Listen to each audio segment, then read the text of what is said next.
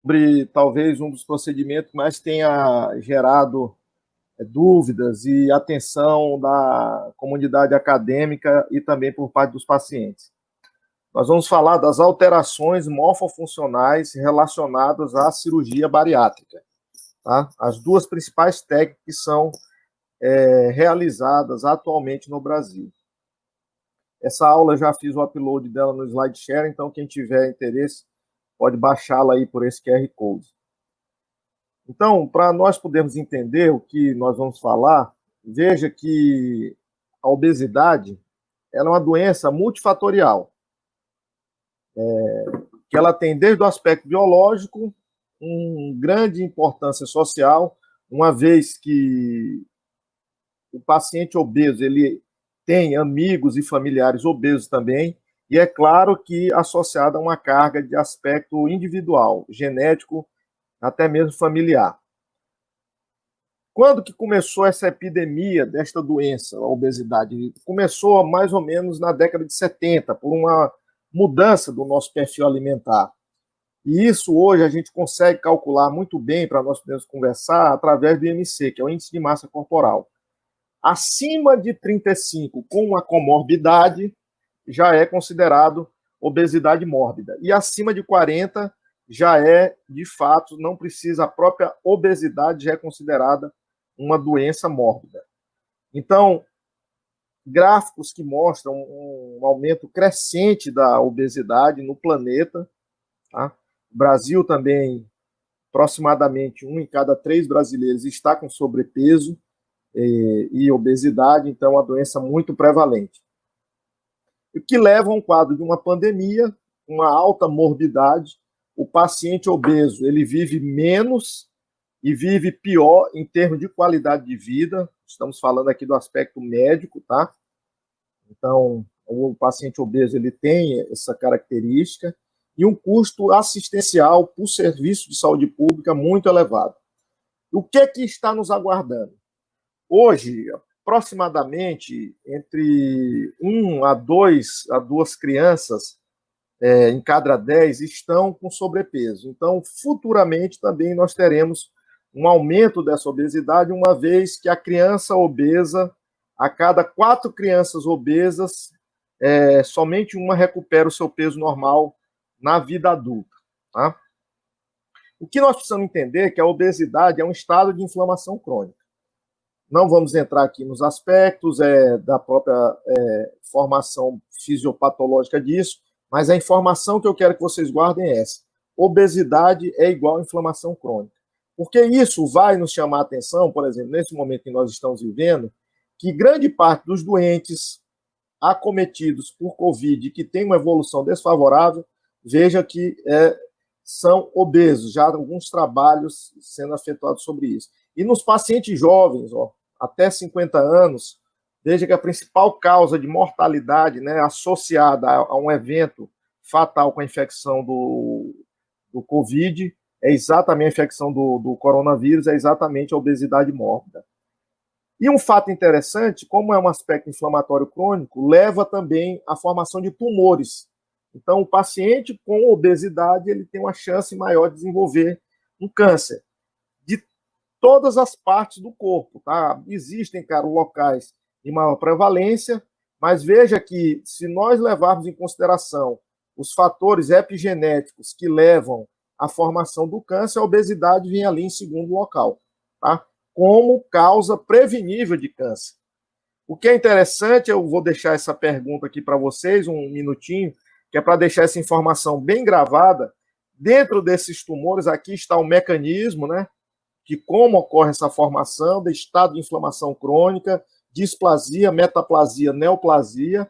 Em qual desses órgãos vocês acham que é o local mais associado com o câncer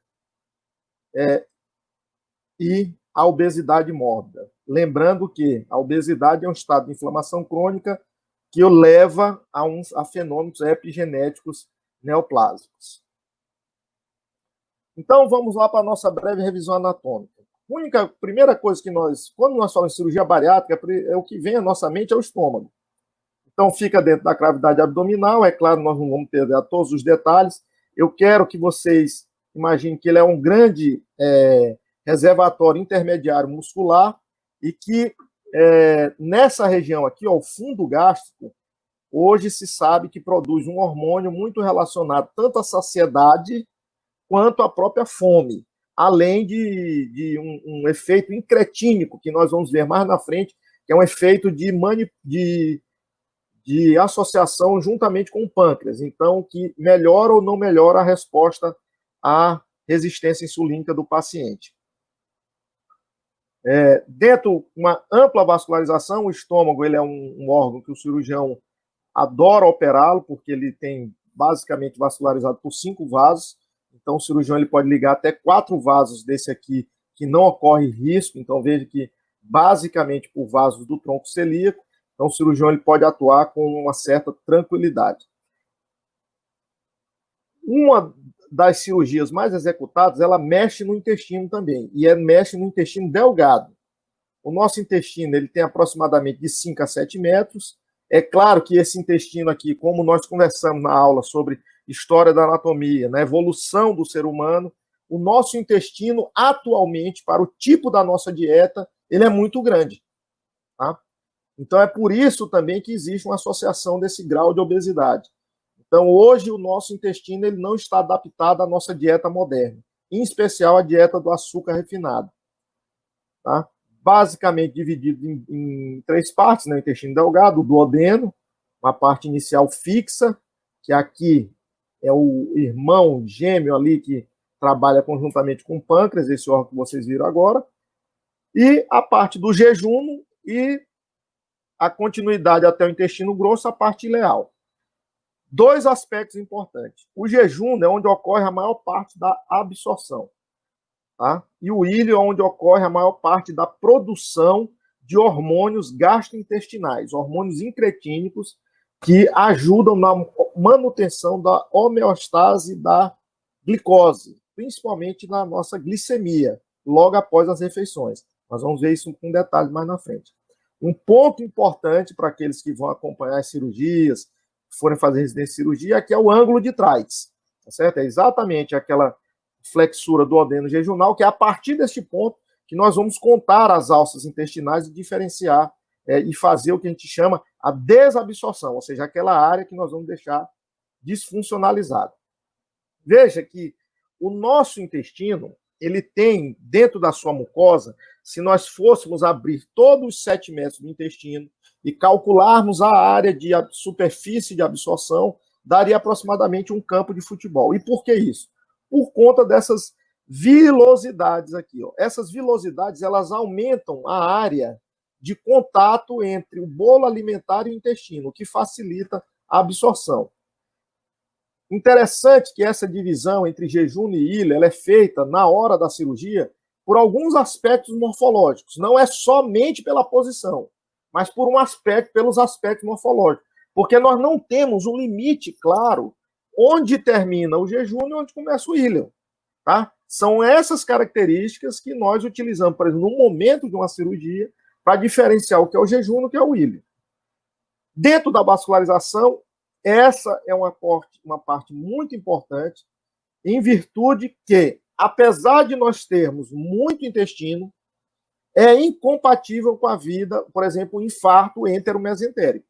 Nós não vivemos, não existe uma quantidade mínima de tamanho de jejum e de íleo que o ser humano pode sobreviver. A partir daquilo ali é incompatível com a vida. Tá? Dentro para nós falarmos também do aspecto da absorção, veja que essas várias imagens nós vamos fazer aqui de um corte maior para um corte menor da histologia. Vejam que interessante são essas vilosidades. São essas vilosidades aqui que o alimento ele vai ocorrer uma absorção, um mecanismo de absorção. E é exatamente nessas vilosidades, pela presença de anastomoses artériovenosas aqui muito exuberantes, que, por exemplo, o sangue da veia porta é um sangue oxigenado. E ele serve para oxigenar o fígado. O fígado depende da sua nutrição desse sangue oxigenado que vem da veia porta. Então, seguindo, nós vamos ver, já que aqui existem várias células aqui enteroendócrinas, tá certo? Essas células, que participam da formação de hormônios intestinais. Então, hoje já existe uma tendência, em alguns livros, a considerar o intestino como um órgão endócrino, tá certo? Aqui a vilosidade numa imagem um pouco mais próxima, que nós percebemos como se fosse formando verdadeiros fractais, né? À medida que nós vamos aproximando, aquela mesma imagem vai se tornando mais evidente, tá? E aqui a superfície mucosa com toda esse plexo mioentérico associado que leva ao peristaltismo, tá? Nós temos o plexo submucoso de Messner, né? E o plexo de Auerbach, que isso é de extrema importância, porque, por exemplo, nesse exato momento, o nosso intestino está ocorrendo peristaltismo de forma natural, tá certo? Da posição oral para a posição anal, e nós não estamos tendo nenhum tipo aqui de mal-estar, de nada, porque o peristaltismo é para ser uma coisa totalmente silenciosa. A partir do momento que você sente o teu intestino trabalhar, ou o paciente reclama que ali já tem alguma doença funcional ou anatômica associada. Veja que o funcionamento intestinal a partir do peristaltismo é uma associação neuroendócrina, que são os vários hormônios que ocorrem aqui na parte gastrointestinal.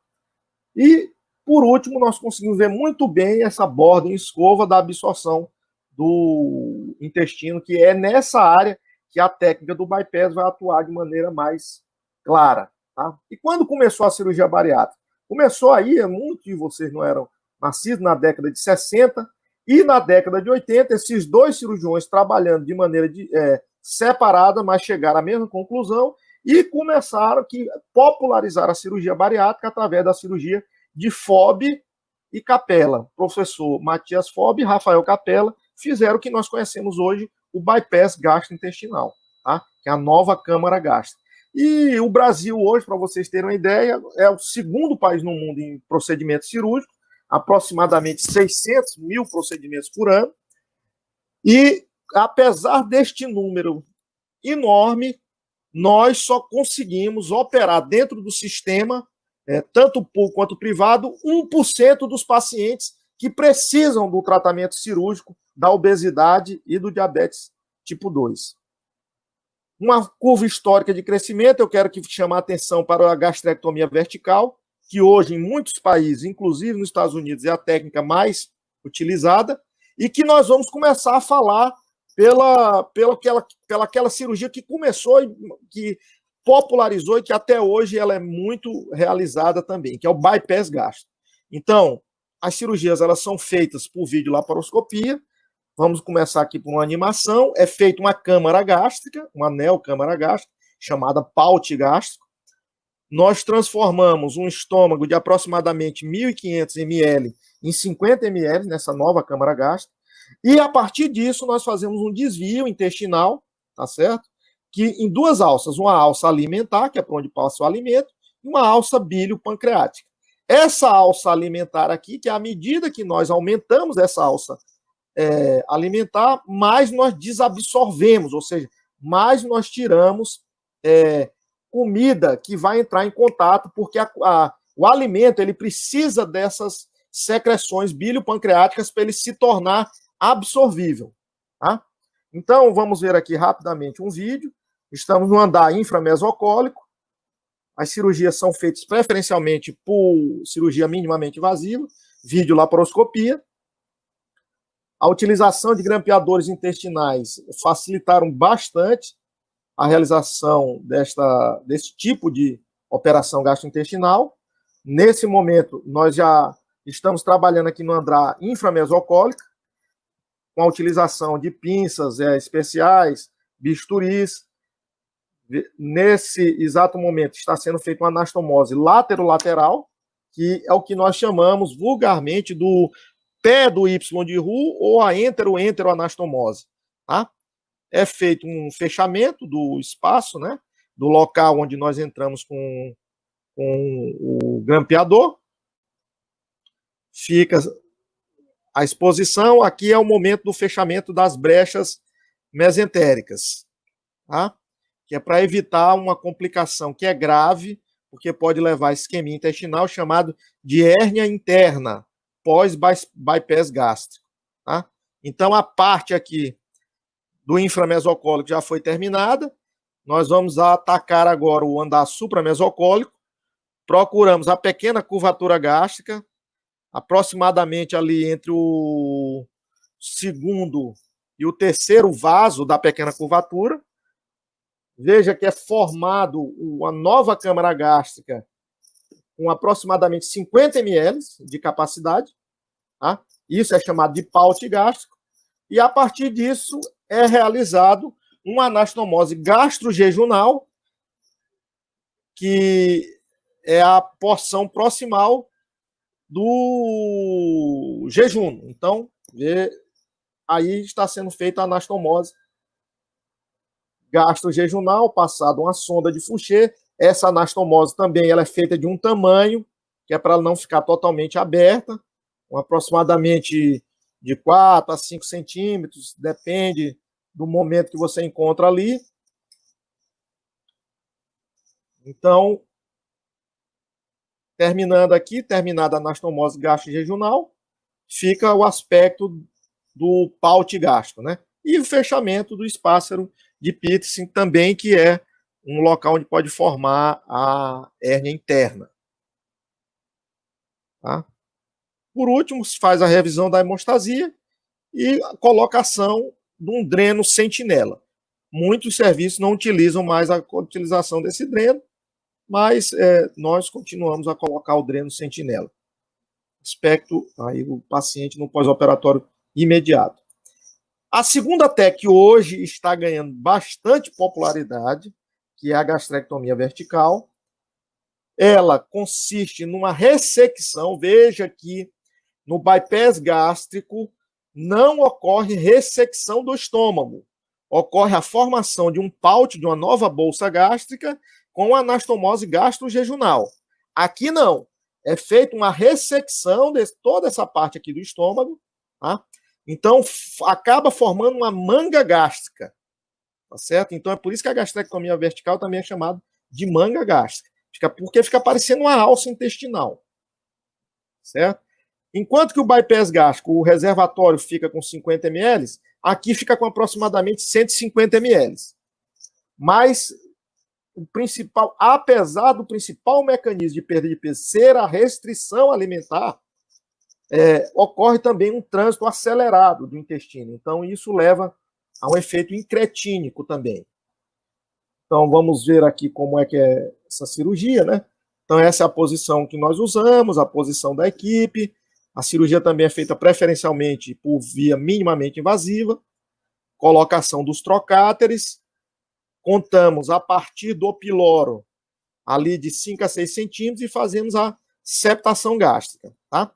Então, veja que nós encontramos aqui a veia pré-pilórica, também conhecido como veia de Mayo, né?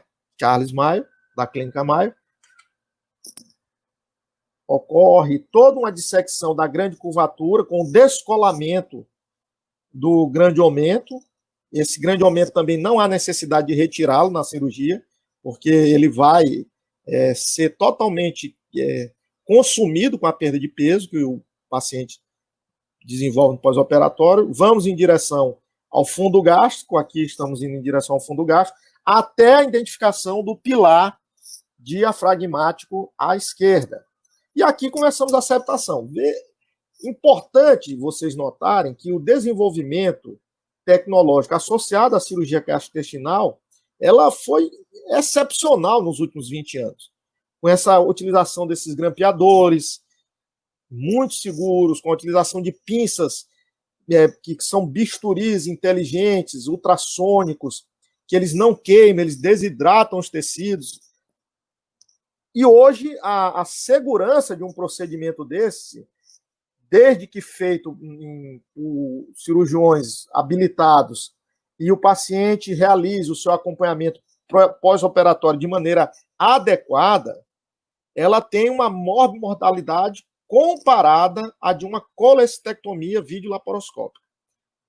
Nós também realizamos essa sobressutura com o intuito de causarmos mais aí um aspecto hemostático, tá? E também uma fixação do grande aumento. Isso aí é todo o estômago que é retirado. Então aqui nós já temos uma peça. É retirado o estômago, que é exatamente o que vocês estão vendo aí, essa parte retirada do estômago em nossas mãos. A anatomia que fica no pós-operatório da endoscopia, aqui é uma endoscopia normal, uma endoscopia de um bypass, porque nós temos a anastomose, então fica bem nítido que a câmara gástrica é muito menor, né? Aqui a gente consegue ver até um grampo, né? Ainda residual, e uma gastrectomia vertical, que fica a formação de um tubo, como se fosse, nós podemos chamar, como temos um cirurgião no Brasil, Dr. Santoro, do Hospital Albert Einstein, que ele chama essa cirurgia de uma cirurgia evolutiva, adaptativa, uma vez que é como se o nosso sistema digestório, para a nossa realidade alimentar agora, ele é como se nós tivéssemos muito sistema digestório, tá? Eu quero chamar a atenção para vocês nesse momento, até mesmo porque vocês são formadores de opinião, para esse problema aqui, que é a associação entre o diabetes e a obesidade, que foi chamada de diabetes, que é um grande problema em nossa região, principalmente aqui no Nordeste, em torno, você veja que o paciente aqui é o que nós chamamos de hiperdia, hipertenso diabético, e associado à obesidade. A inter-relação entre obesidade e diabetes tipo 2, ela já está muito bem estabelecida, viu? Através aqui da própria bioquímica, da farmacologia, né, aplicada, nós conseguimos ver esse mecanismo entrelaçado. O paciente obeso, ele consome o pâncreas dele, destrói as células que vão formar ali a insulina. E se nós pegarmos a população em geral, o paciente obeso, ele tem 300 vezes mais chance de ter um câncer, 400 vezes mais chance de desenvolver diabetes tipo 2. Aqui nós estamos falando de uma doença uma associação muito ruim. Por isso que nós afirmamos dentro da ciência que o paciente obeso, mórbido, ele vive menos e vive pior. Veja que em relação à população em geral, que tem o IMC normal, ele tem 50 vezes mais chance de desenvolver depressão relacionada aos problemas sociais, até mesmo dificuldade de arranjar emprego. Tá? Isso leva a essa curva aqui em taco de golfe, que o paciente, quanto maior o seu IMC, maior o risco de mortalidade ao longo do tempo. Essa curva em taco de golfe que mostra exatamente, em taco de oque, que mostra exatamente essa associação positiva. Então, qual o problema do diabetes? Uma incidência crescente, aproximadamente já 25 milhões aqui na nossa região, um custo assistencial enorme, o paciente obeso e diabético, quando ele interna com algum problema de saúde, o custo hospitalar é 9 vezes maior, e nós falamos sempre nisso porque nós sabemos que o dinheiro público ele tem origem a partir dos impostos e que não é um dinheiro infinito. Então, é um cobertor curto. Quando você cobre a cabeça, você descobre o pé. Então, é um paciente que tem um custo social elevado, porque o sistema de saúde é muito demandado com ele. Tá? 9 vezes quando ele interna. Uma mortalidade expressiva na sua internação, em torno de 6%, e que isso levou a um aspecto, uma mudança no paradigma do tratamento do diabetes, que foi justamente a tentativa e, com isso, os resultados animadores e efetivos que estamos percebendo do tratamento cirúrgico do diabetes tipo 2. Tanto pelo bypass gástrico, quanto pela gastrectomia vertical. Com esses dados aqui, são dados de associações norte-americanas que fazem como se fossem auditorias externas, o que impedem mascaramento de dados. O que nós aprendemos, que são estudos de meta-análise, que a cirurgia bariátrica ela emagrece o paciente. Isso nós não temos dúvida. Fica claro nesses acompanhamentos aqui, em termos da sua efetividade, até mesmo até 5 anos. E que os gráficos mostram exatamente isso, com a perda do excesso de peso. tá? Ou seja, um controle da doença obesidade. Porém, o professor Walter Porras, aí com mais em 1995, veja aí, quase 20 anos, né, de história, ele viu que os pacientes, ele operava e já na primeira semana o paciente não tinha perdido peso e eram diabéticos e controlava a glicemia. E ele, isso foi uma verdadeira, foi um achado científico do acaso e da observação acurada de um cirurgião, e que a partir disso foram desenvolvidas pesquisas. Por que o paciente melhorava do diabetes? McDonald, completando esse estudo, o que foi que ele viu? Ele propunha a cirurgia para os pacientes obesos e diabéticos. O grupo controle foram aqueles pacientes, na época desse estudo aqui, veja que nós estamos falando em 1997, na época desse estudo, não, eu não quero operar, eu prefiro fazer o tratamento clínico. O que foi que aconteceu quando ele comparou, ele seguiu prospectivamente esses doentes? Uma redução expressiva e significativa da taxa de mortalidade por doenças cardiovasculares associadas ao diabetes nos pacientes cirúrgicos. Então, a cirurgia bariátrica, ela protege o doente diabético de problemas cardiovasculares, infarto, derrame, insuficiência renal, como já, isso foi o primeiro trabalho. Eu estou trazendo os trabalhos históricos para vocês ficarem atentos como isso surgiu. Que levou, exatamente, voltando aqui aos dados de auditoria externa, que nós vemos, por exemplo, remissão do diabetes tipo 2 com bypass, 86%. Com a gastrectomia vertical, 84%. Muito, muito animador esses dados para nós podermos propor essa cirurgia com segurança aos pacientes. Agora, esse é o foco, que é essa mensagem, porque, infelizmente, essas informações, elas ainda não fazem parte dos livros-textos básicos da área biomédica, porque a informação científica, ela demora a chegar no livro-texto. Ela passa primeiro pelos congressos, como esse, passa pelos artigos científicos, e, por último, ela chega nos livros. E até os livros serem traduzidos e chegarem até nós aqui de maneira mais democrática, demora, às vezes, de 5, 7, até 10 anos. Então, qual é o mecanismo morfofuncional? Nesse trabalho de 86, eu quero que vocês entendam aqui, ó, aqui o intestino, tá certo? As moléculas de glicose sendo absorvidas. E quando o alimento chega no intestino, ocorre o que nós chamamos uma resposta incretínica, ou seja, vejam aqui, ó, o paciente se alimenta, tá certo? Ocorre uma grande produção aqui de insulina, ó, e os hormônios intestinais fazem um controle até esta redução. O que ocorre no paciente diabético e no paciente obeso, tá certo? Não ocorre esse acompanhamento dessa resposta. Então, o paciente fica todo o tempo com a glicemia alterada, tá certo? Isso é o que nós conhecemos como efeito incretínico, porque a glicose por via intestinal, no momento que nós estamos comendo, ela tem a maior efetividade sobre o pâncreas do que se nós dermos glicose, por exemplo, na veia do paciente. E esses são os vários hormônios hoje que são estudados e descobertos, e já foram descobertos, e são, em virtude da cirurgia bariátrica, utilizados também em tratamentos clínicos. Foram feitos tanto análogos desses hormônios, quanto enzimas que impedem a sua degradação. A professora Laferré fez esse trabalho e ela demonstrou que os pacientes controle, tá certo? O efeito incretínico aqui, ó, sobre a insulina. A cirurgia bariátrica aqui no pós-operatório, o que ela faz? Ela quase que normaliza o efeito incretínico. Ela mexe nessa homeostase dos hormônios intestinais. Através de qual mecanismo? São esses os mecanismos.